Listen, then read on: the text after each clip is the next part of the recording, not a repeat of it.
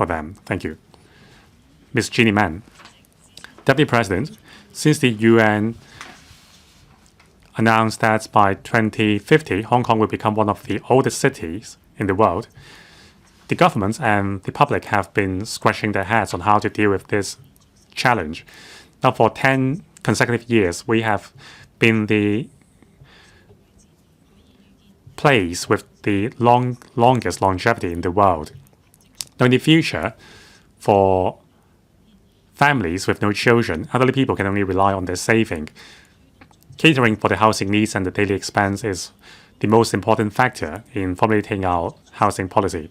In the past 10 years, subsidized housing owners can take part in reverse mortgage program, and also there is the Flex for Flex pilot scheme for elderly owners to cater for the demographic changes. Last year, Policy Address proposed to expand the Flex for Flex scheme to green farm subsidized housing and HOS flags. Elderly owners may exchange their flags without paying a premium. That has speed up the turnover of flags in urban areas.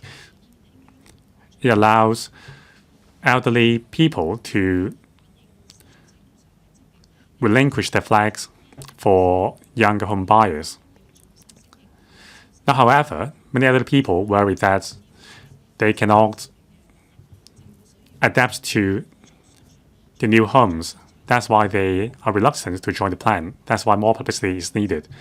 Now, besides LegCo and District Council members, we can also harness the power of NGOs to reach out to elderly people and explain the arrangements to elderly people to alleviate their concerns. For example, the new homes will be supported by a number of amenities, and also this will be nearer to the family members. Now, the building maintenance fee is also a great burden on elderly people. Now, with the Flex for Flex scheme, elderly people can move to newer buildings. This will help provide them with incentives. Now, for new buildings, we need to accommodate for elderly people's needs from a design point of view. That's why I support the amendments. We need to promote the popularization of smart homes and joint technology. We will all become elderly people one day. In 10 years' time, we will become users of joint technology devices. In setting elderly housing policy, the governments can pay attention to the elderly-friendly design in homes. It will benefit a lot of people. In terms of communal facilities, there must be safe and step-free access. We are doing quite well. Many newer housing estates have come with well-being designs. And I'm pleased to see the well-being design guide being published. Anti-slipping floor tiles and grab bars are made mandatory for new housing estates. Now, joint technology has been developing at a fast pace. For example, there are motion sensors at home. When the computer considers that there is a risk, family members would be notified and the police would be involved. It serves to enhance the survivability in case of emergencies. And also the housing authority has installed motion sensors at entrance and also fall detection system. These are good starts. But we need to plan ahead to make the installation of these systems possible. Now, the government has implemented a well-being design for housing estates for new flats, but many elderly people are living in older housing estates. The government must step up the approval efforts and publicity on the new design, together with care teams and NGOs. We need to install more grab bars and shower area for elderly people to prevent accidents. I support the original motion and the amendments.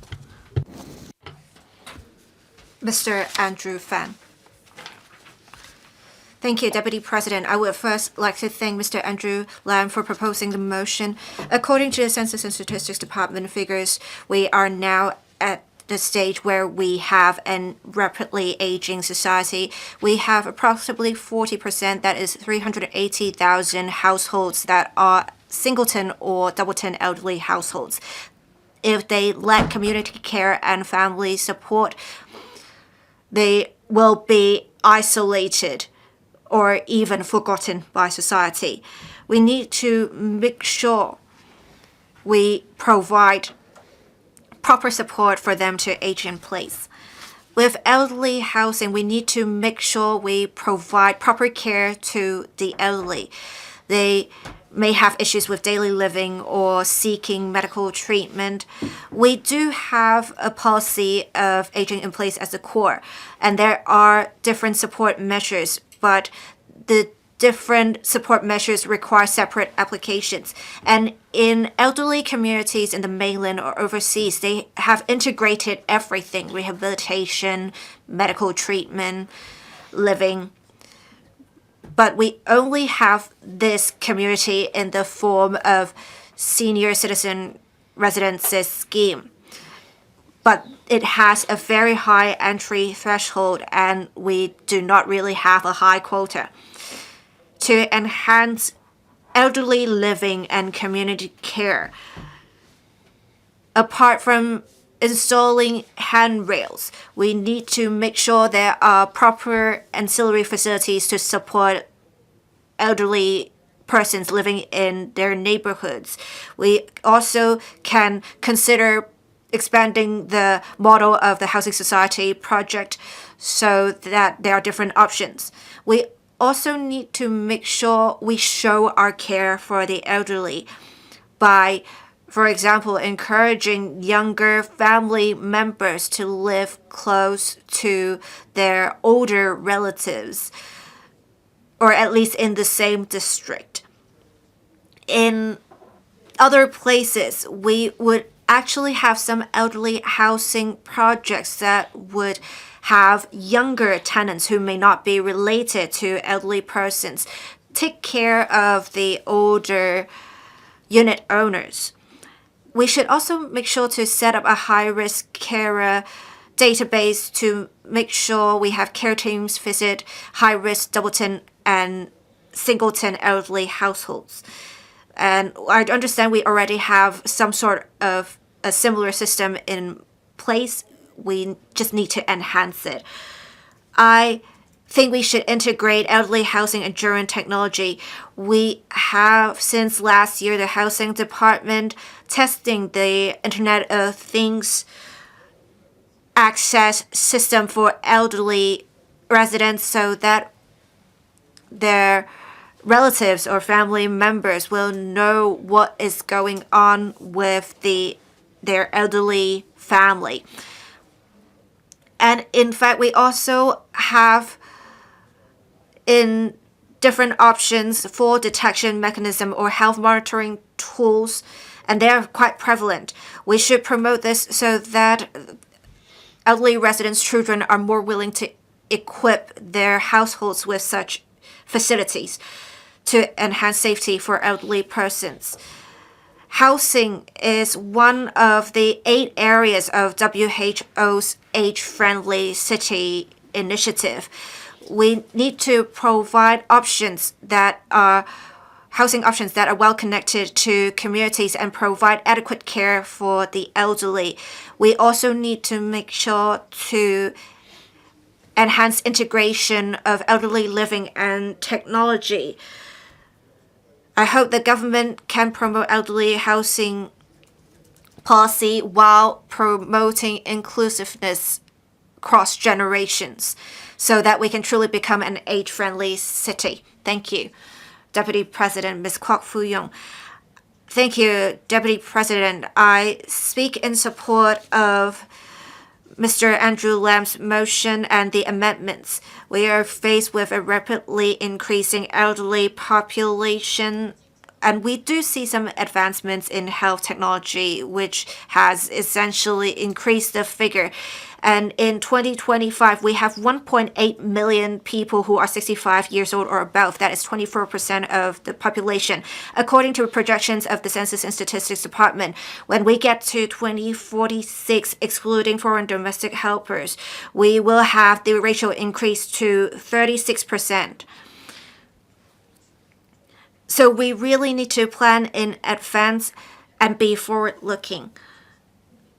The government has done much in elderly housing policy in recent years. The Housing Authority has many elderly housing programs launched, including some priority schemes for rent waivers for elderly persons, as well as promulgating the well-being design guidelines. We have also the Housing Society launching the Senior Citizen Residence Scheme.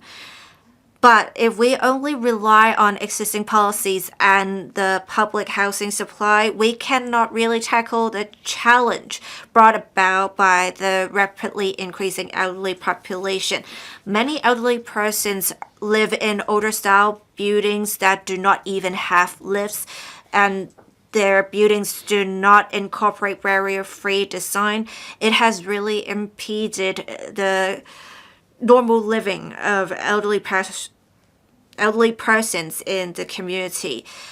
I think we should really incorporate relevant concepts in elderly policy.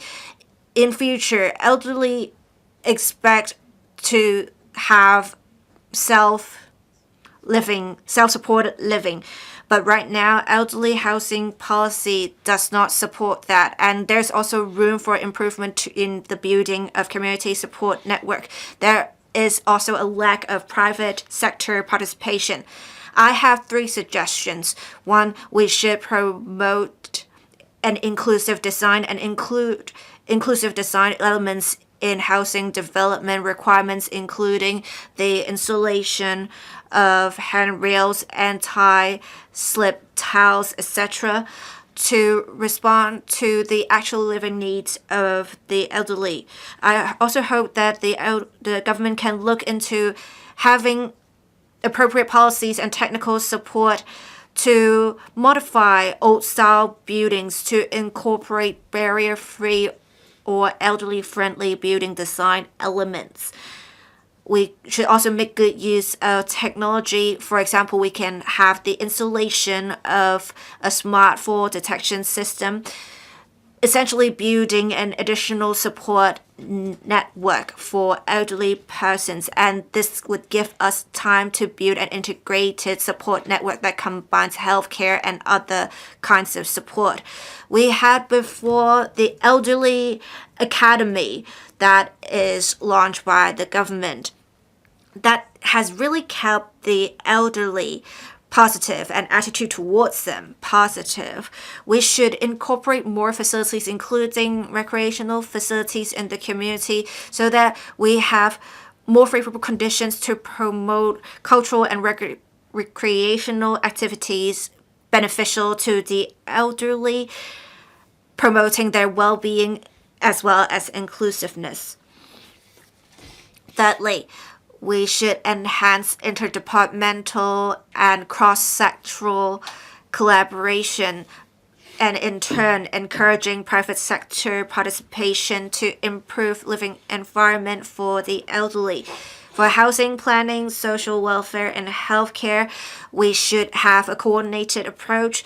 The government should be the coordinating different NGOs, government departments, and different sectors in society to consolidate resources to take forward policies more effectively.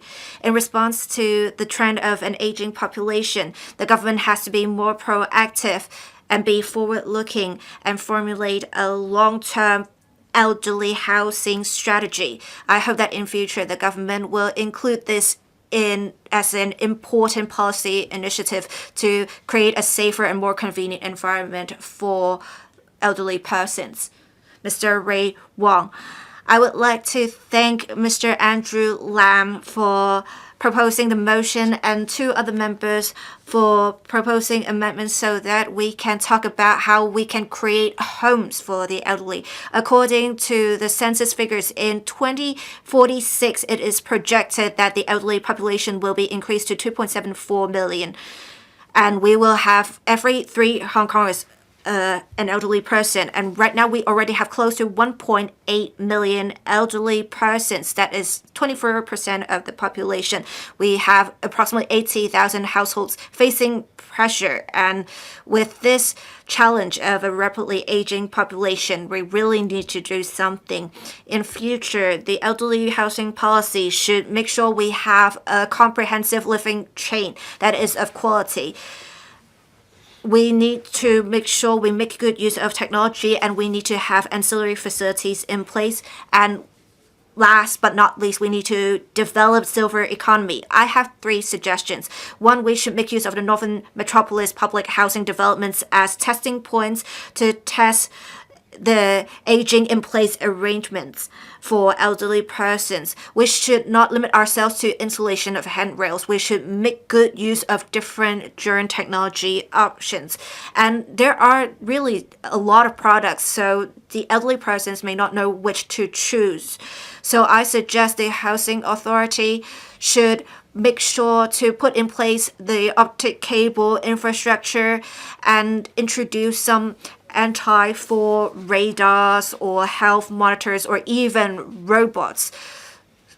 And also promulgate a register for certified products so that the elderly persons are more assured when it comes to picking the right products. It also provides great testing data for the enterprises creating such products, and we can truly move towards smart aging. We also need to make good use of the new development areas and to have an inclusive, cross-generation, harmonious relationship vision for 2030. And in the 2030 plus strategy, we have already talked about having an inclusive city, and we already, with a forward-looking approach, increase the standards for open spaces as well as community facilities. I suggest that the government incorporate the concept of social infrastructure and cross-generational support in future elderly facilities so that we not only have service stations for elderly persons, but we actually have spaces where elderly persons can watch their grandchildren in leisure. And we also have youngsters during their breaks can perhaps teach elderly persons how to use the latest technology, and we can in turn build a social network. We should also enhance the programs for elderly-friendly buildings, and we actually have the silver group that can be great potential for boosting consumption, and we should regard them as a group that can drive the economy. The government has implemented elderly-friendly building design and launched the certification program for that. But right now, we only have voluntary participation, so we have only achieved limited results. We must make sure we make good use of the certification to develop silver economy. We should refer to the success of Beam Plus so that we can link elderly-friendly certification with floor area concessions, and we can have a clear award letter so that for elderly recreational sports, barrier-free facilities, etc., include them for the calculation of concessions for floor area so that we can channel market capital into providing quality living for the elderly and thus boosting silver economy.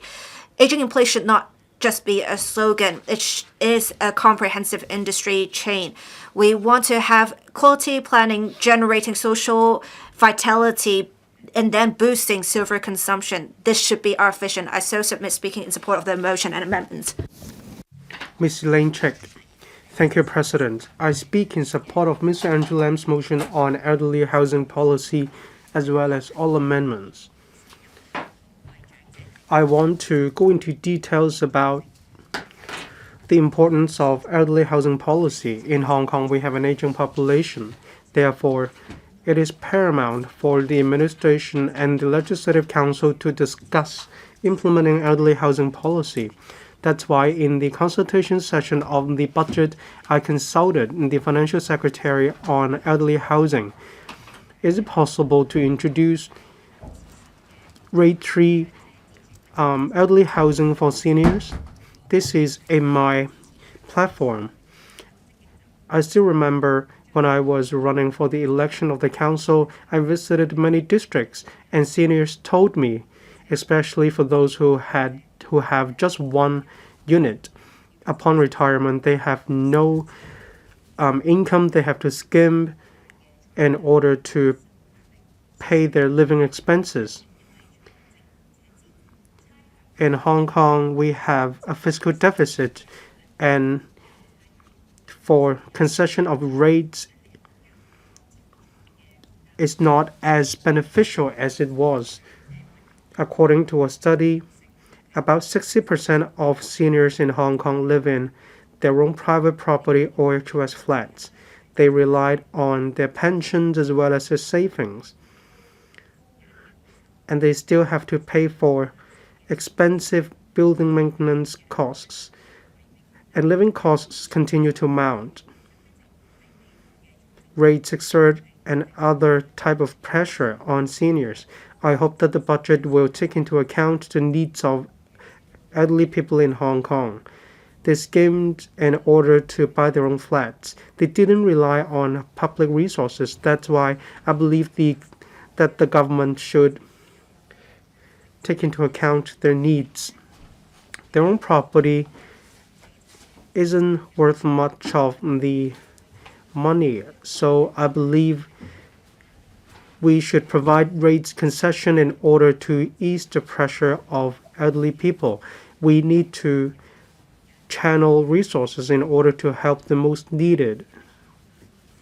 We also need to ensure senior citizens in Hong Kong will have protection in their golden years. We want them to feel the fact that they are cared for by society. I understand for rate concessions in Hong Kong, the policy was that all people, everyone, had the rate concession. I hope that the government can tweak the policy and provide more concessions to senior citizens in Hong Kong, subject to the economic situation every year.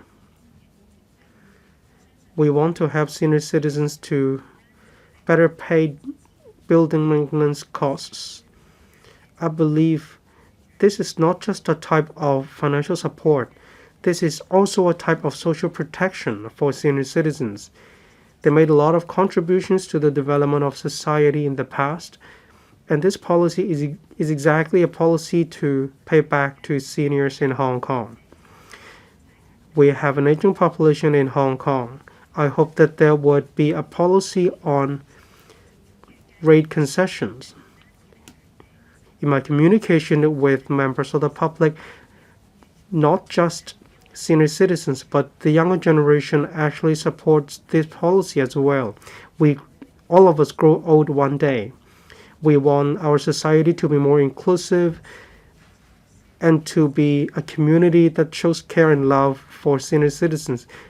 Only then can our society continue to prosper. I hope members will support this motion, and I hope that members will also think long and hard how to improve elderly housing policy in order to build an even better Hong Kong. Thank you.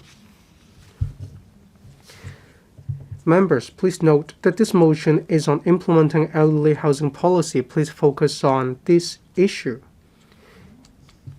Dr. Webster. Thank you, President. I speak in support of Mr. Andrew Lam's motion as well as the two amendments. In Hong Kong, we're having a population aging issue.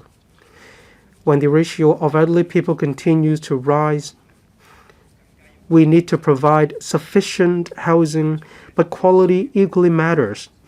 What seniors need aren't just a unit, but they want safe housing, they want support, and they also want cohesion within the community. Only then can we realize the essence of aging in place. We need to take a holistic approach. We aren't just designing a flat. We are actually designing a flat that supports the continuous living of seniors. The housing society and the housing authority should be more proactive. They should make age-friendly elements mandatory in these units. For example, we need to have more comprehensive universal design, barrier-free access, facilities and equipment that help the moving around of seniors. Coupled with drone technologies and smart home devices, we aren't just hopping on the bandwagon. Instead, we are actually ensuring the safety of seniors in their own homes. We want to have safety risk alert, and we also want to have peace of mind for both seniors and carers alike. It is a trend for some members of the public to move north to retire. Elderly people can continue to receive subsidies in the GBA or when they move north.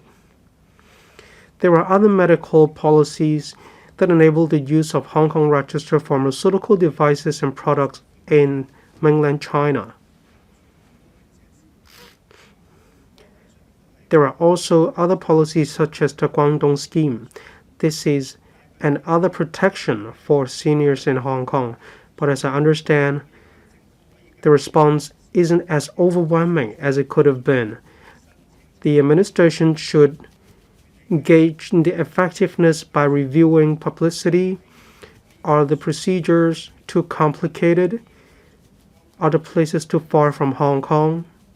Or does there need to be a wider range of choices? I believe the government needs to target a problem. Then aging in place will become a better option for seniors. On the one hand, we need to improve the living condition and living quality of seniors. On the other hand, we can provide better support services for seniors at a more reasonable cost. We can shorten the wait for subsidized residential care homes for the elderly, and this will be more effective. As a representative of the accounting sector, elderly housing policy isn't just about social welfare in Hong Kong. It is also about the fiscal sustainability of Hong Kong. I'd like to speak on use of resources and financial innovation. First of all, we need to improve reverse mortgage schemes.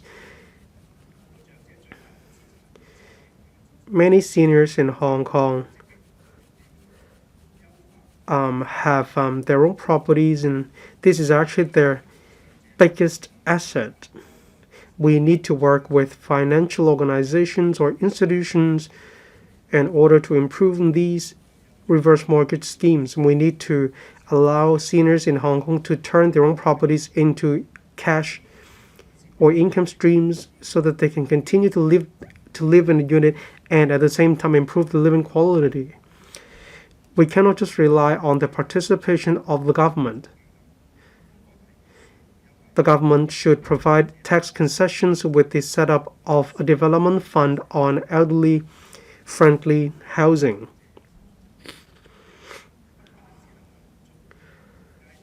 Then we can meet the needs of senior citizens of different social strata, but then we can also turn this fund into an appealing investment opportunity. If we can do elderly housing policy well, this is a commitment to families in Hong Kong as well as to society overall. This will enhance social resilience. Thank you. Mr. Alan Chan. Thank you, President. Everyone needs a roof over their head. We have an aging population in Hong Kong, and we need a forward-looking elderly housing policy. According to population projections, in 2046, the ratio of elderly people will peak. For those above the age of 65, in 2023, the figure stood at 22.7%, and the figure will rise to 36% in 2046, a rise of about 30%.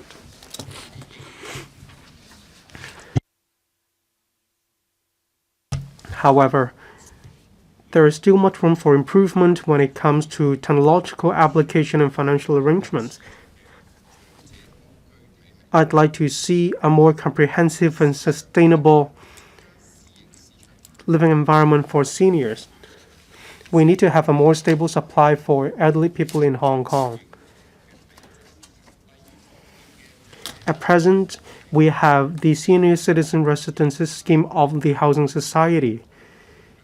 If we take into account the projects that will be completed in 2035, that will only amount to a total of 2,000 units. In 2024, a total of 500 seniors were already on the waiting list. There is a serious shortage of supply. Despite provision in the private market, the government still needs to provide incentives to use market forces. We need to encourage private developers to provide age-friendly or aging-friendly housing.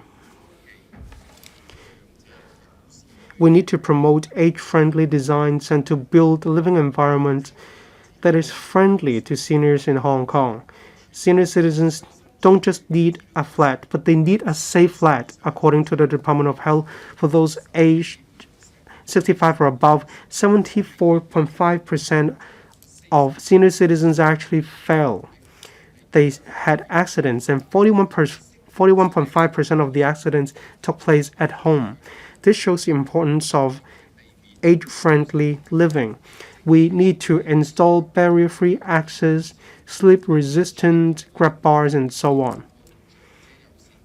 In 2019, the ASD published the design manual on barrier-free access, and the task force on promoting elderly-friendly building design also published relevant proposals.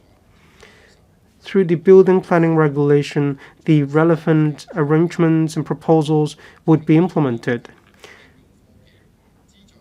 I propose that the administration should make better use of technology, and telemonitoring equipment or devices should be used, such as fall detection devices, as well as the participation of care teams. We need to improve the living environment and to ensure safety for seniors in Hong Kong. We also need to optimize our policies, such as the reverse mortgage scheme. Many elderly people in Hong Kong worked very hard when they were still young to buy their own flat. In 2025, the chief executive in the policy address referred to the flat-for-flat exchange scheme. Elderly people can sell their own flats in the secondary market through the elderly owner flat-for-flat exchange scheme without having to pay premium. This will enhance the financial flexibility of seniors. Regarding the reverse mortgage scheme, it was implemented in 2011. This year, there is only a backlog of 8,152 applications. The lack of bank capital affects the implementation of the reverse mortgage scheme. We need to enhance social participation. For buildings above the age of 50, the applications will be scrutinized and approved on a case-by-case basis. An inspection report needs to be submitted as well. This 50-year-old, your time's up. Mr. Jonathan Leung, President, according to the estimation of the UN, Hong Kong is one of the oldest cities in the world. Back in 2021, the elderly population accounts for 20%, but in 2046, it will become some 36%. Now, with the longevity improving, the situation will get worse. Now, the lifespan expectation was 86 and 91 years old, and this figure will continue to grow in the future. Now, with more elderly people in society, we need to enhance the elderly housing policy. The government has launched a series of schemes. For example, Single Elderly Persons Priority Scheme, Elderly Persons Priority Scheme, and Harmonious Families Priority Scheme. But with the increasing size of the elderly population, the supply is insufficient, so the government must implement a better policy to help elderly people to age at home. There must also be more RCHEs. Through GFA waivers, the government has been incentivizing private developers to build more RCHEs. The GFA concession is as large as 12,000 square meters, but still, incentive is insufficient. There must be other incentives, for example, tax concessions and financial subsidies. Now, the Flag for Flag pilot scheme was launched 2 years ago. Elderly people above the age of 60 can sell their subsidized flags without premium paid and repurchase another subsidized flags so as to release the subsidized flags resources for younger families. However, the onboarding rate is low. The major concerns are concerns for having to adapt to new environments and also lack of supporting facilities. Now, with more options and better relocation support, we can enhance the popularity of this scheme. Now, the Liberal Party suggests that for government projects, we need to embrace barrier-free designs. Elderly people tend to have lower mobility, so there must be sufficient supporting facilities in the area. For example, catering facilities and care facilities. Most of the elderly people are retired, so the price of these services must be set at a reasonable level. And many elderly people rely on wheelchair, and many of them use walking canes. Stairs are a big hurdle for them. That's why we need to adopt a stair-free design. Because of weakening sense of balance, many elderly people would suffer from a fall, and sometimes one fall is sufficient to render the elderly people immobile. So we need to adopt anti-slippery design and install grab rails to prevent fall. Now, the certification program for age-friendly design pursue 4 directions in assessment, but this is a only voluntary-based scheme. In the long term, the Liberal Party hopes that the housing authority and society can do more and understand the actual needs of elderly people and provide more elderly-friendly flags. Now, more than half of the elderly population in Hong Kong lives alone. Now, to prevent fall risk, shouldn't we install more fall detection systems, especially at high-risk places like bathrooms? And also in kitchen, can we have cooking stoves with automatic switch-off function to prevent fire? Now, we have a seriously aging population. Now, we support the government's direction of aging in place as the core. The Liberal Party hopes that the government can formulate more pragmatic elderly housing policy and provide adequate housing to elderly people so they can live in peace at home. I so submit I support the motion and the amendments. Mr. Jonathan Chen. President, at present, the pace of a population's aging has become faster. We need to cater for the housing demand for elderly people quickly. Now, the demand has switched from one of having a roof above the head to living in dignity and good quality. Now, the Housing Authority, Society, and the URA have launched different schemes to support elderly accommodation. Now, I think adapting homes for elderly people relies on the existence of an effective elderly housing policy. A sharing technology which has gained traction in recent years is the key to achieve the breakthrough. Only by implementing sufficiently effective policies and by harnessing the power of technology can we make our flats suitable homes for the elderly. First of all, the government must legislate for the basic requirements in elderly housing, like the width of doors and the slippery tiles and barrier-free corridors. For older private housing estates, the government should provide dedicated subsidies and allowances as well as tax concessions to lower the threshold for renovation. There should also be a fund for that purpose to support renovating toilets for elderly people. We must also ensure turnover of housing. There are a lot of elderly people who are property owners without cash. On the other hand, there are elderly people with cash but not at home. So for subsidized flats without premium paid, we should lower the application threshold from 65 to 60. We should also encourage the financial sector to educate the public continuously and enhance the public's understanding of reverse mortgage. This will help elderly people to have stronger retirement support as well as supporting renovation of buildings.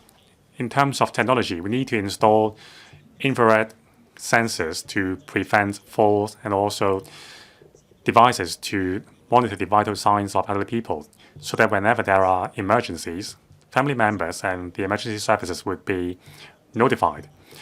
There must be a stronger safety net. For example, voice-controlled home appliances,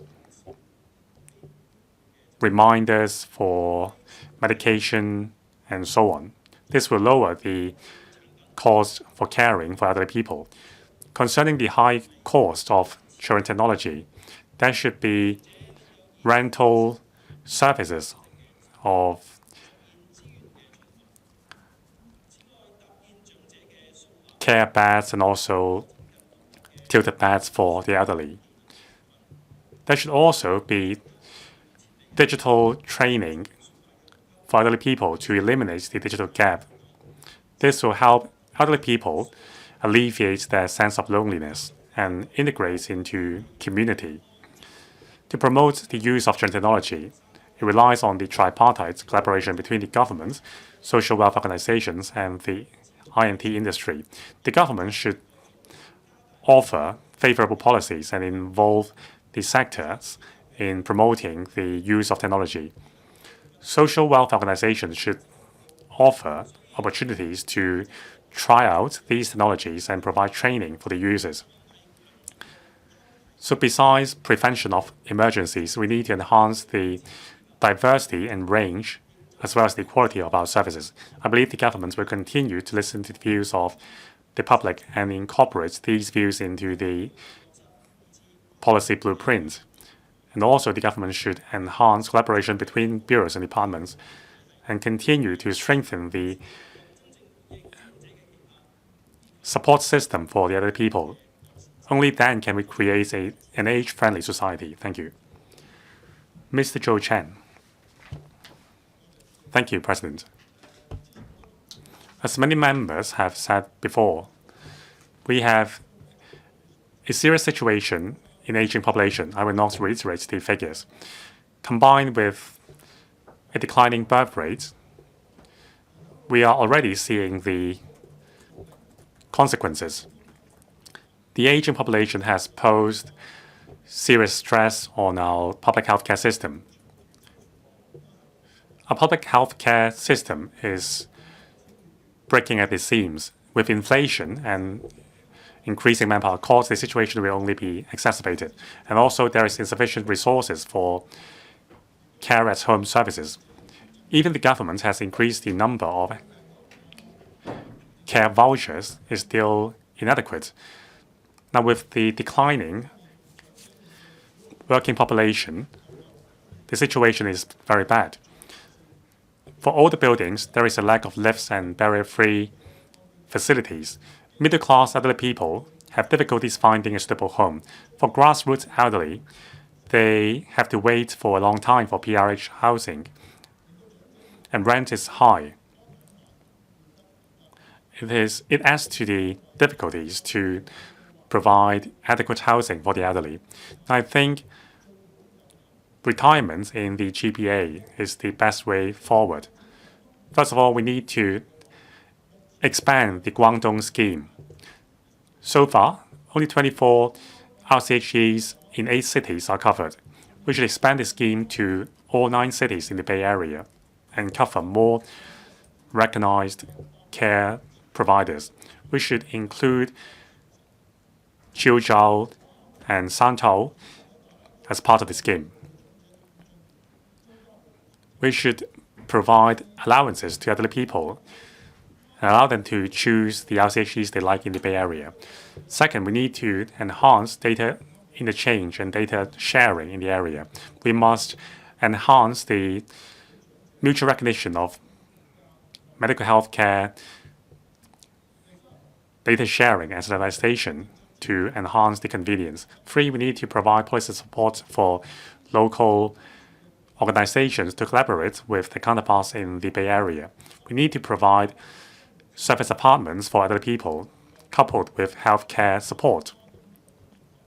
This will provide more options across the boundary for elderly people in Hong Kong. And I suggest relaunching the voluntary retirement scheme. This will help slim down the establishments of the civil service and reduce the financial burden on the government. On the other hand, we can encourage those who are still able to work to rejoin the labor market and boost the silver economy. President, we are a rapidly aging society. We rely on the country to develop our economy. At the same time, we can also rely on the country to care for our old. If the government is really exhausting all means, why don't we consider harnessing the power of the Bay Area to alleviate our problems? Now, the government's effort is only a drop in the bucket compared with the pace of aging in Hong Kong. Now, retirements in the Bay Area can alleviate the housing burden while providing a more dignified life for elderly people in the Bay Area. We should work towards this goal. I so submit I support the motion and the amendments. Mr. Tommy Chung. President, we had many members quoting figures for the changes in elderly population in Hong Kong. We are not only faced with the challenge of an aging population, but also aged buildings. According to the building department's figures, in 2033, we will have 16,900 buildings that are aged 50 years or above. In 2043, it will become 24,300. And this has exacerbated housing demand for elderly persons. And these two issues are pressing issues that Hong Kong faces. Elderly housing policy is not just a social welfare policy. I think we can take the perspective of making use of investment to promote elderly housing policy, to make it a pillar of the silver economy, to make it brand of Hong Kong, and convert elderly-friendly building design and German technology into products and services that we can promote, and we can be pioneers in this area. And in the near future, I believe in Asia and other advanced regions, they will face a similar challenge of an aging population. They will also have a demand for elderly-friendly building design and German technological products. So these are regions we can export our products and services to in future. We are investing in this industry, but also investing in the future of Hong Kong. We are one of the most vertical cities in the world, and we really need to make sure we can construct and convert a vertical city for elderly persons. we can be an example. We can be a demonstration for elderly housing and converted elderly housing.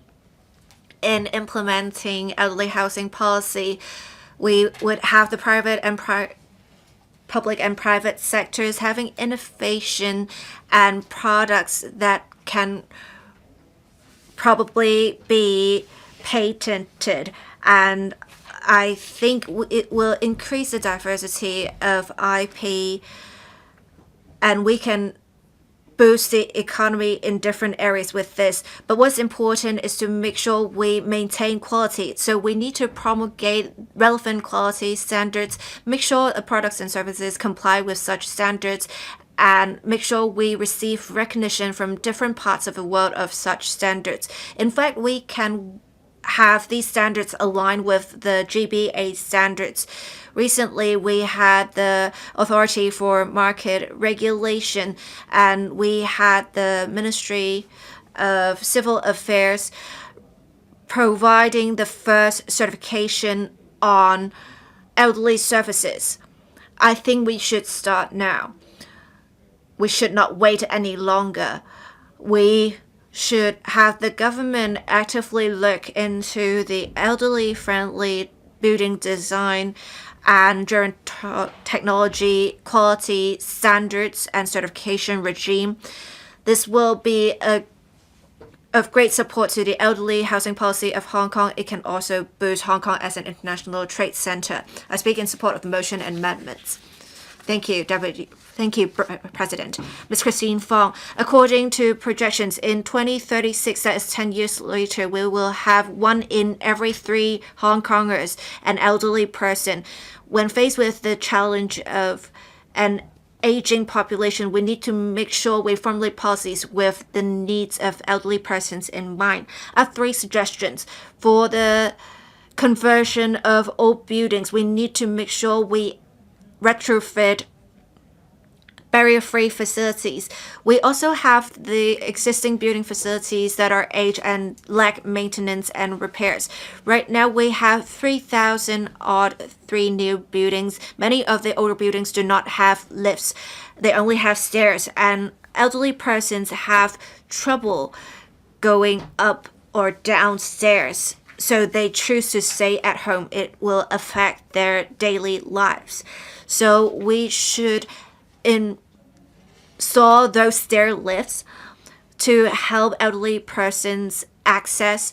We can also have external ramps platforms that can carry elderly persons to their respective floors. And we have heard the Secretary talk about well-being design for grassroots, but we should not disregard the needs of elderly persons with means. In different districts, we should make sure we have sufficient ancillary facilities in healthcare, social, and recreational respects to make sure we accommodate elderly persons in communities and create a safe and comfortable living environment for them. With the formulation of policies, it is important to identify early on high-risk elderly persons. The Social Welfare Department already launched some arrangements for making visits to elderly households and have a 1-year free plan for emergency alert system. But for the singleton households, we cannot provide round-the-clock care still. Can we identify the high-risk elderly persons, for example, with data from public housing applications, so that we can proactively install, say, fall detection systems or other smart facilities to monitor the safety of elderly persons. For example, if they have not moved for a long time or if they fell, their carers or the relevant departments can be notified. I suggest the government make good use of technology to make it safe for elderly persons to age in place. In the long term, the government should make sure to have elderly targeted policies and respond to the challenge of an aging population. We want to make sure we care for the elderly and provide security to them. I so submit speaking in support of the motion and the amendments. Thank you. Mr. Augustine Wong. President, I would first like to declare an interest. The company I work for is involved in housing development. I support the amendments as well as the original motion of Mr. Andrew LAM. According to the Census and Statistics Department figures, in 2024, we have 65-year-old or above, accounting for 24% of the population. So it would mean it is close to 1 in every 4 Hong Kongers. And in 2043, it will become 1 in 3 Hong Kongers, the ratio. So the government needs to prepare in advance for an aging population. And today, our focus is on elderly housing policy. With the construction housing, it especially requires early preparation of the government. I would focus on private developers' roles. As Ms. Grace Chan said in her amendment, the government should provide policy incentives to private developers to construct elderly housing. Private developers are more than willing to construct elderly-friendly housing, but there have to be adequate incentives because elderly-friendly housing in general would incur higher costs. According to the elderly building design proposal announced by the government in July of last year, we would need to make sure there are features that promote accessibility. For example, to have existing buildings retrofit lift towers or have flexible design incorporated, say the installation of handrails in bathrooms. In outdoor areas, there should be canopies installed, etc. The government said the elderly building design features are applicable to new private and commercial premises as well as commercial premises frequented by elderly. But these features are costly for developers and it would decrease the saleable area of the projects. Private developers without proper costs will not automatically incorporate the elderly building design elements. So the government should provide adequate incentives. For example, plot ratio concessions to encourage this. Public facilities would require larger spaces, so we should have the government provide some sort of concessions to lower the costs for developers so as to encourage the construction of elderly housing.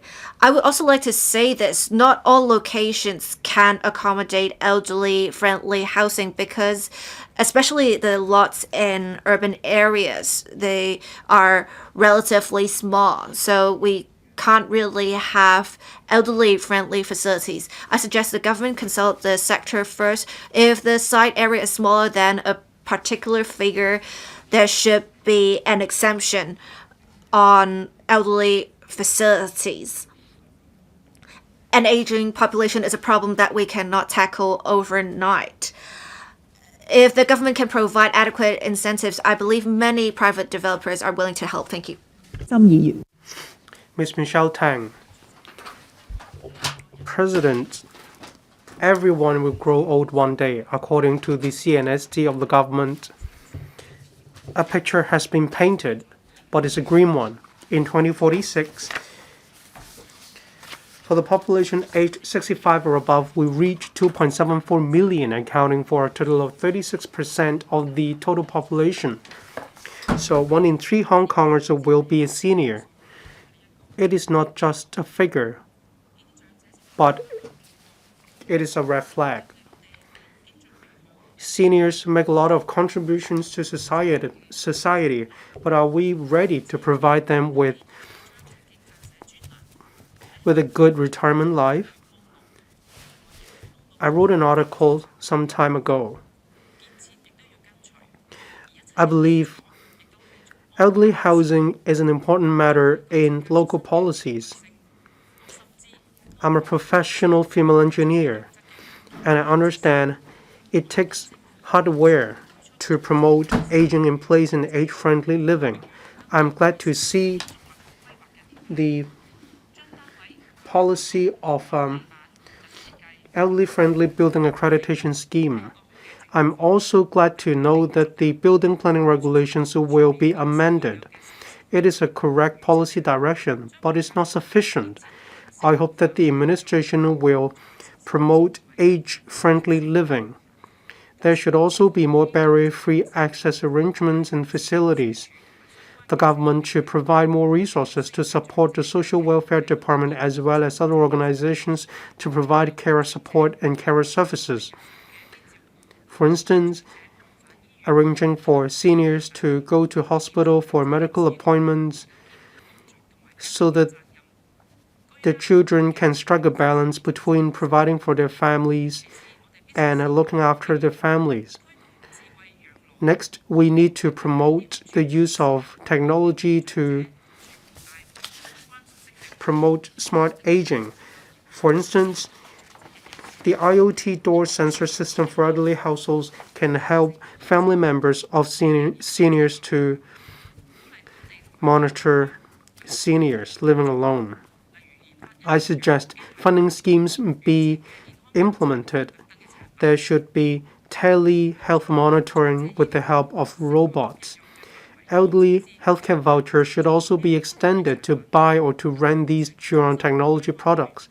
Through care teams, social community centers, we need to enhance technology training so that seniors in Hong Kong will overcome the digital gap.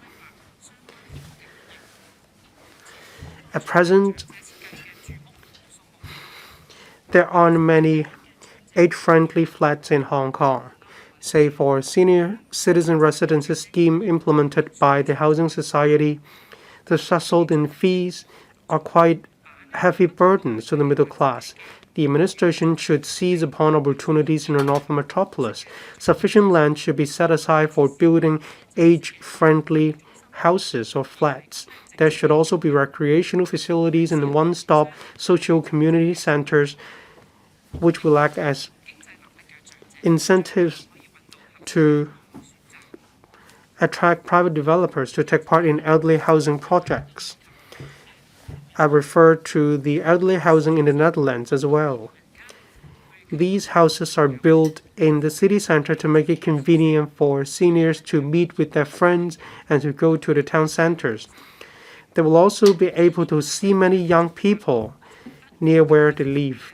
They can feel the vibes of vitality. After all, houses aren't just spaces. It is also an opportunity for seniors to stay connected with the community.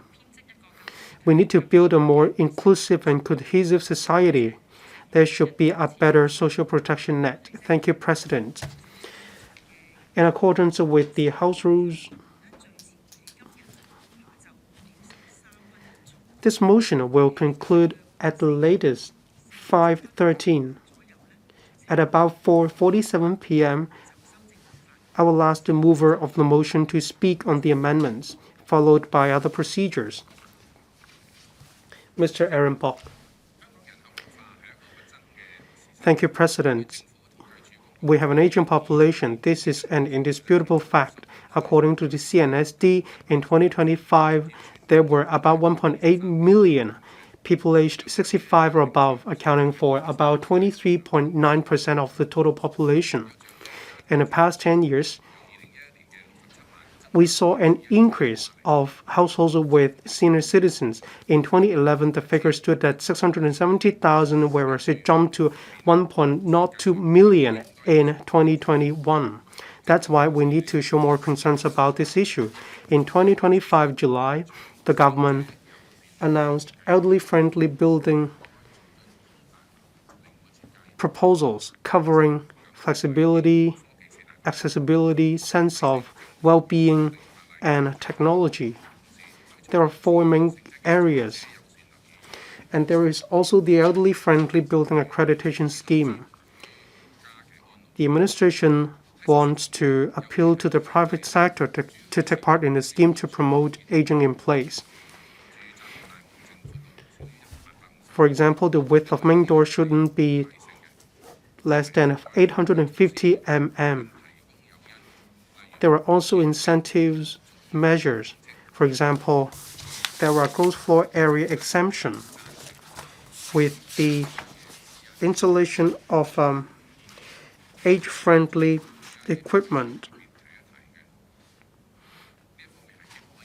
I'd like to speak on one point in the amendment.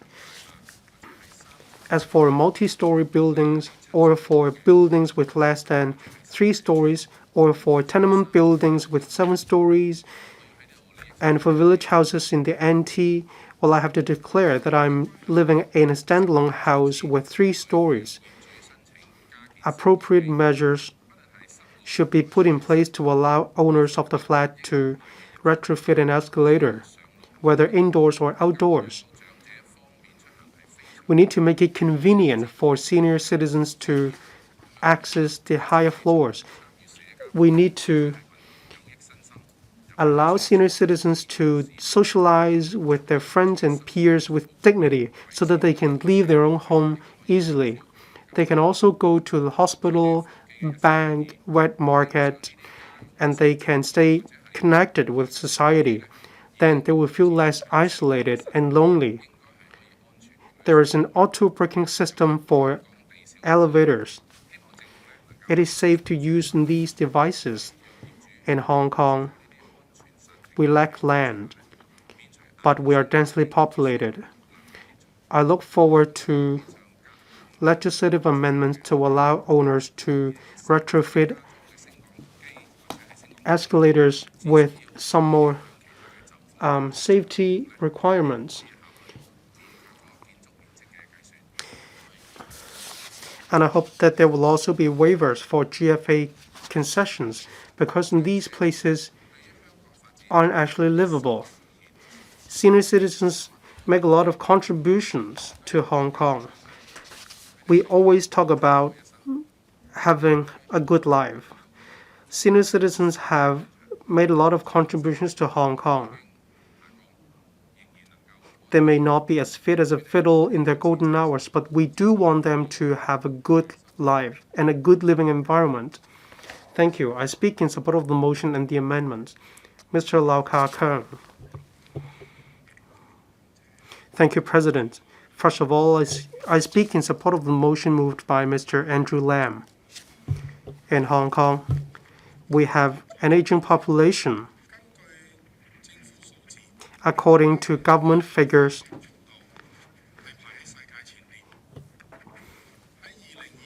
we are one of the many countries with an aging population.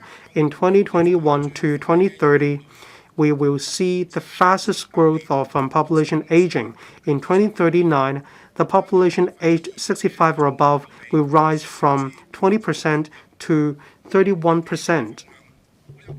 Based on this, I have a few concrete suggestions. First of all, we need to have more retirement schemes for senior citizens to choose from. For example, we have the Hong Kong reverse mortgage schemes. For those aged above 55, they can put their properties on mortgage. In return, they get cash. Then they can continue to live in their own flat while at the same time they will also have cash. Many seniors don't know a lot about retirement products as well as probate arrangements. However, they do want to leave their own properties to their younger generations. We need to explore the provision of more retirement schemes for members of the public. At the same time, we also need to step up promotion. We can draw reference from Singapore. The Central Provident Fund system covers multiple households or accounts. There are different accounts, say some for retirement, some for medical insurance, some for housing. They can plan their retirement in advance so that they can provide for themselves when they retire. The Provident Fund in Singapore stands at 37%. 20% is borne by employees themselves. I believe if the flexibility of the MPF in Hong Kong is as much as that in Singapore, then employees will find it even more acceptable when they need to make contributions to their MPF account. The government announced elderly-friendly building design and the elderly-friendly building accreditation scheme. The government encouraged developers to build elderly-friendly buildings with GFA concessions. We need to take into account in the North Metropolis there will be elderly-friendly communities. We need to take forward different policies in tandem, such as housing policies, urban planning, transportation, social, medical, and so on. I speak in support of the motion and the amendments. Mr. Holden Chow. President, first of all, I thank Mr. Andrew Lam for moving today's motion. It is a topic worth delving into. I also thank Mr. Michael Lee and Ms. Grace Chan for their amendments. During the debate just now, many colleagues have spoken on possible improvements on our elderly housing policies. I would like to focus on design for elderly well-being, as mentioned by Mr. Michael Lee, and also retrofitting old buildings with barrier-free access and lifts, suggested by Ms. Grace Chen. These observations are very important. This term of the government, especially the Housing Bureau, has implemented the idea of well-being housing estates, and I thank them for that.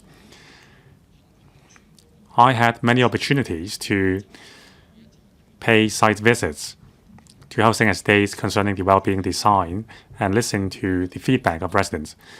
For instance, at Yau Ngoi Estate in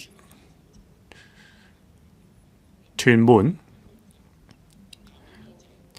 there is now a gravel-paved pathway, which is very bumpy for wheelchair-bound users. Now, I thank the government for heeding our suggestion to change it to a wheelchair-friendly pavement. And also, I agree that we need to facilitate the installation of lifts in older buildings. Let me give you a real example, also from Yau Ngoi Estate in Tuen Mun, which is a very old estate. At the top floor, it is not served by lifts. Somehow, I know that because I have helped residents living on that floor. It is very difficult for elderly people living on the top floor to go out because of the lack of lifts. In the previous term of LegCo, we asked the government to install, say, lift platforms.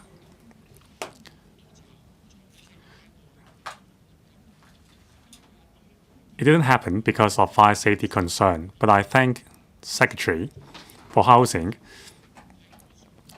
to pay heed to our suggestions. Now, in the mainland, there are already stair climbers. So the Secretary is now considering whether this can be installed for residents on the top floor of Yau Ngoi estates.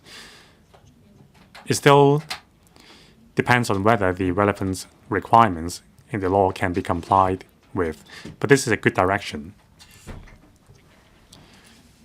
In many older buildings, there are only stairs with no lifts.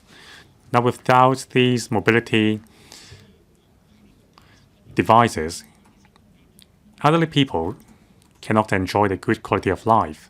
So we need to install barrier-free devices in all the buildings. Now, from my experience in the community, I learned that being able to go out to places is very beneficial to the mental and physical health of other people. They can go out to meet people and have a stroll on the street. So that's why we always said that we need to keep the $2 transportation fee discount for elderly people. If elderly people are always homebound, it would hurt their mental and physical health. So we need lifts and mobility devices in old buildings to facilitate elderly people's movements. It would help them mentally and physically, I so submit. Ms. Julia Lau.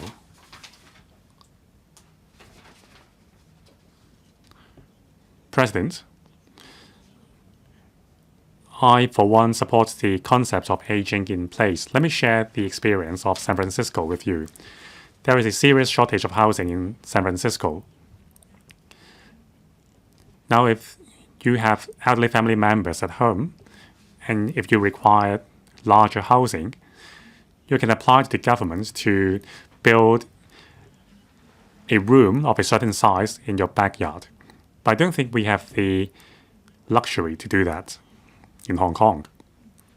Anyway, the directions are the same. That is, leveraging on your existing resources to take care of your elderly people. So, by having family members caring for the elderly people at home, it would reduce the social cost. The government should offer tax and financial incentives for younger family members to do that. And also, at the same time, we need to enhance the hardware for housing elderly people. On the software side, we should encourage family members to communicate and take care of their family members. This will help reduce the social cost for society, as I submit. Professor Alex Fan. President, I speak in support of the motion moved by Mr. Andrew Lam and also the amendments moved by Mr. Michael Lee and Ms. Grace Chen. On the issue of aging population, there has been a lot of debate in society. The key is never lack of understanding of the issue. The crux of the issue is that there is a lack of comprehensive planning to tackle the issue. It's more than a problem of housing, but rather healthcare support, financial security, dignity, and certainty. In terms of promoting long-term elderly housing policy, we need to adopt a multi-pronged approach. We need to establish a local safety net while establishing a high-quality community for elderly care in the Bay Area. Now, in terms of smart homes, as mentioned by Mr. Michael Lee, this is very necessary. For the hidden elderly, they may suffer from emergencies with no one noticing. That would lead to tragedies. Now, there are a number of highly reliable smart monitoring systems available in the market. Shouldn't the government take a further step to collaborate with the private market? And shouldn't the housing society ask the elderly member whether they are interested in installing smart sensors at home? Of course, we need to prioritize the elderly residents' wish and need for privacy. Now, with these sensors, through AI, we can analyze the livelihood patterns of the elderly persons. Once no motion has been detected for a prolonged period of time, the emergency services can be immediately notified. Then we can turn retrospective action into proactive prevention. Now, the 2025 policy address has proposed a number of measures to help elderly people to move into RCHEs in the Bay Area, expansion of the Guangdong scheme, and also cross-boundary healthcare. I applaud the direction, but to maximize the effectiveness of these policies, we need to make this into a system. We need to establish a comprehensive elderly care system comprising elderly care and healthcare in the mainland. Now, in the mainland, the system is already very matured. Besides conventional homes, there are other elderly service apartments with smart mobility devices as well as recreational services and other support systems. This caters to the need of modern elderly people who require more privacy and recreational needs. So we need to collaborate with our mainland counterparts in terms of publicity and collaboration. We need to establish an official information platform concerning elderly homes, support services, and their fee schedule, so that elderly people who want to retire in the mainland can be prepared. This can promote confidence in the mainland's elderly care system. Now, in face of the challenge of aging population, we can't just rely on increasing the number of beds and providing more subsidies. We need to take a more visionary approach and promote cross-boundary collaboration. Locally, we need to create a more tightly weaved safety net and extend the community of elderly people to the mainland. These are not mutually exclusive, but rather mutually beneficial. We need to provide more dignified options for elderly people to choose while allocating our public resources in a more effective manner to support the sustainable development of the elderly care system. If no other member wishes to speak, I will now invite Mr. Andrew LAM to speak on the amendments. Mr. Andrew LAM. President, I appreciate Mr. Lee Chun-keung and Ms. Grace Chan proposing amendments and 38 other members for speaking. The amendments proposed by the two members flesh out my motion in two directions. First, on enhancing smart living and the use of gerund technology. Making good use of technology, and specifically AI, is definitely a trend of the future. Before, we're worried that the elderly may not be able to adjust, but with the prevalence of smart products, many elderly persons embrace the use of technology. And every member who has spoken, I heard them speak in support of the use of technology. And in fact, we had the Gerund Technology Expo held for 9 years, telling people about different applications of gerund technology. And we have some members talk about unifying the standards and making the products more affordable for elderly persons. I definitely agree. Some members also mentioned that the government should be more proactive in reaching out to hidden elderly. Apart from using smart home equipment and gerund technological products, we can make use of AI, Internet of Things, and big data to actively identify elderly households that have needs for government services. I believe it will be a more efficient approach. I believe with big data analyses, the government can have a better gauge on demographic developments as well as facilities and service provisions in different districts. Ms. Grace Chan mentioned in her amendments, in particular for older style buildings, we need to make sure to provide incentives to assist the retrofitting of disability-inclusive facilities to facilitate the daily lives of the elderly. In fact, we now have the prevalence of externally installed lifts. There are many options on the market, and they are now becoming more affordable. It is now not the only option to install a lift tower to improve accessibility for disabled persons as well as elderly persons. Ms. Grace Chan also talking about having policy incentives to meet the needs of elderly persons in different social strata. and many members talked about it is very important to have an elderly-friendly design to promote cross-generational inclusiveness and age-friendliness. And as the secretary said, she talked about different measures in public housing. She is promoting these concepts in public housing, but this is not enough. We can't rely only on the housing authority. In fact, we have many elderly persons in private housing estates that may become jealous of those living in public housing estates.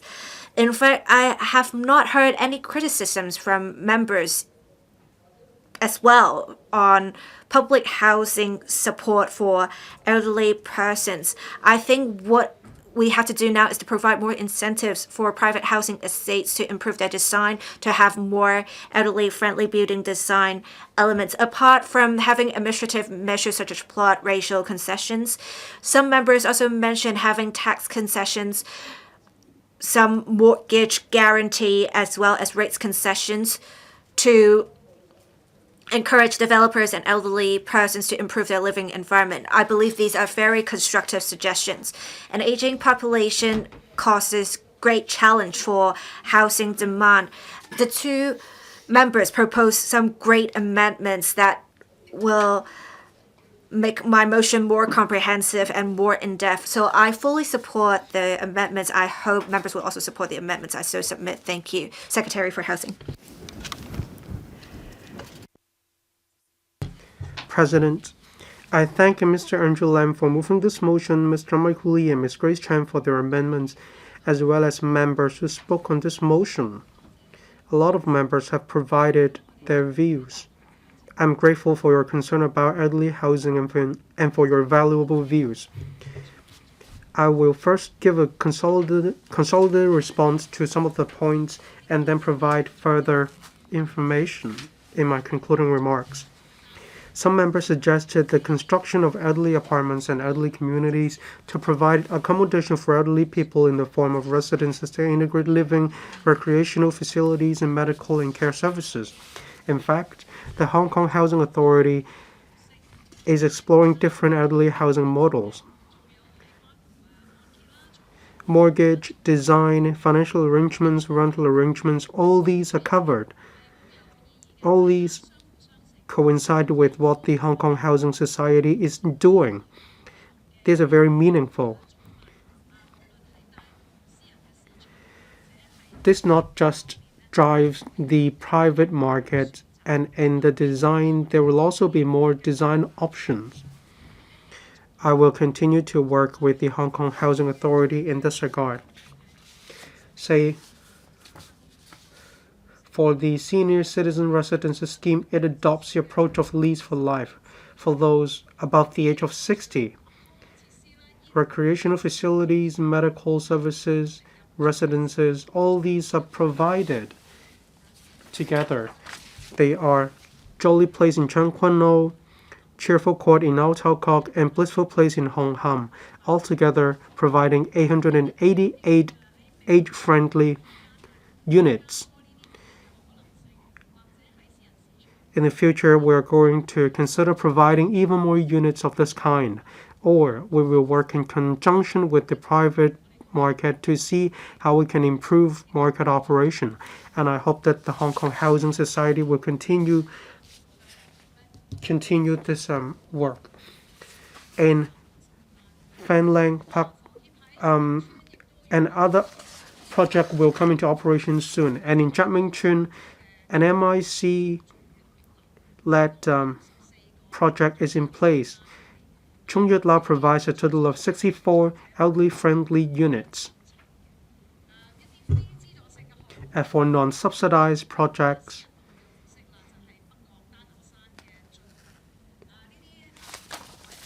these are closer to the projects of the private market.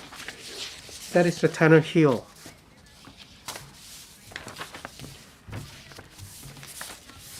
The Housing Society wants to promote intergenerational harmony and co-living. Some senior citizens want to live in areas with more medical provision.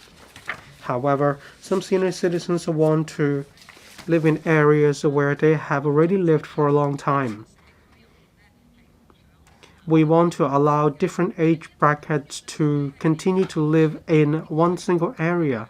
That is why universal access or universal design matters. We want to create a community with harmony. In the long run, to build an inclusive society, we need to set aside some houses for senior citizens, and this is exactly what a lot of seniors in Hong Kong look forward to. But many seniors also want to see younger generations, children, in where they live, so that they can mingle with one another. That's why the Hong Kong Housing Society and the Hong Kong Housing Authority will also work very hard together. Say the Hong Kong Housing Society will add age-friendly design elements to our housing.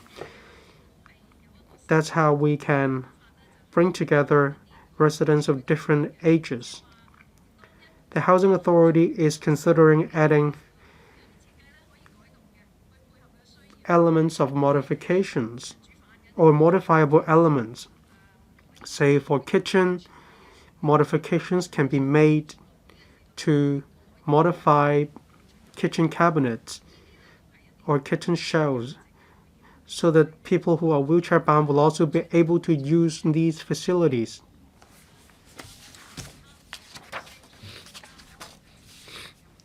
Apart from housing projects built specifically for elderly people, other models include integrating aging-in-place facilities into more residential developments to meet the housing needs arising from population aging. We want to enhance the well-being of elderly residents, and this is our wishes and this is our ambition as well. We want the Housing Authority and the Housing Society to work together on exploring new models, ranging from a minor design to the overall building management or for rental arrangement or financial arrangement. We hope to provide a wide range of options in the private market. We want to encourage the private market to provide such designs in their own units.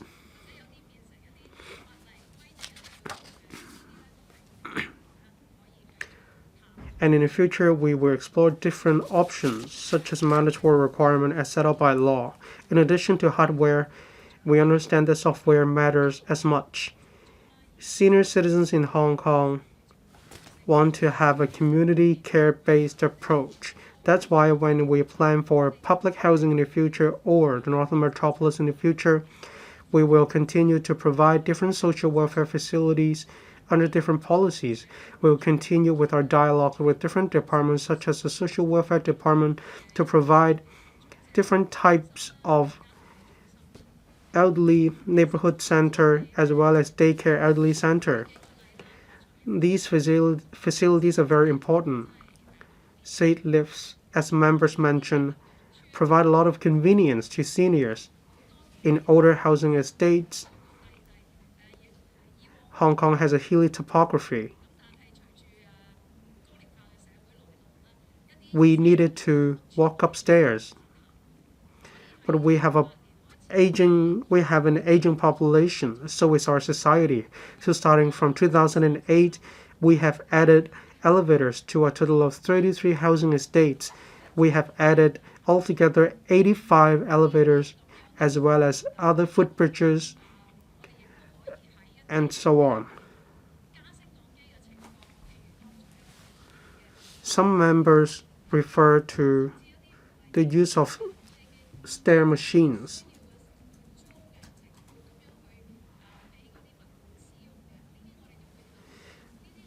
We will also consider providing different devices or equipment by way of lending these devices. Some property owners refer to the passcode of main doors. It is not convenient for seniors to enter the passcode when they need to put down what they have bought after grocery shopping. We want to pilot some projects with door cards. Afterwards, these will be extended to different housing estates. Overall, we have different plans under the pipeline. Just now, many members talked about aging or retiring in the GBA. Many senior citizens opt to retire in the GBA. This is a trend. When they have moved to the GBA, they will be worried about settling into the area. So we'll provide greater support for them to settle into the GBA. The Housing Society allows senior citizens who take place in portable social security schemes to keep their benefits. The threshold used to be 3 months, but it has been extended to 6 months. We want to give them time to settle into the area. Now, for the letter of assurance, when these senior citizens return the units to the government, subject to the fulfillment of some criteria and requirement, and where resources are allowed, with a letter of assurance, then they can be allocated with a public housing unit, or they can have their own public housing unit reinstated. Regarding reverse mortgage scheme, is there any room for improvement? We'll continue to work with the FSTB and the Hong Kong Monetary Authority.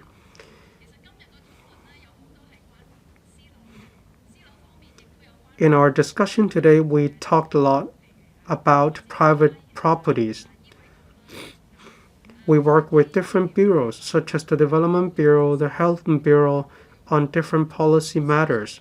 Quite a lot of policy suggestions were floated in relation to healthcare and development.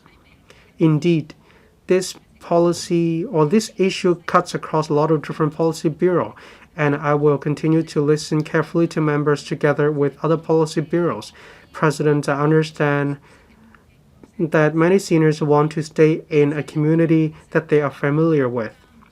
They will then retire with peace of mind. That's why we will provide even more barrier-free access and facilities. We will also adopt a people-oriented approach.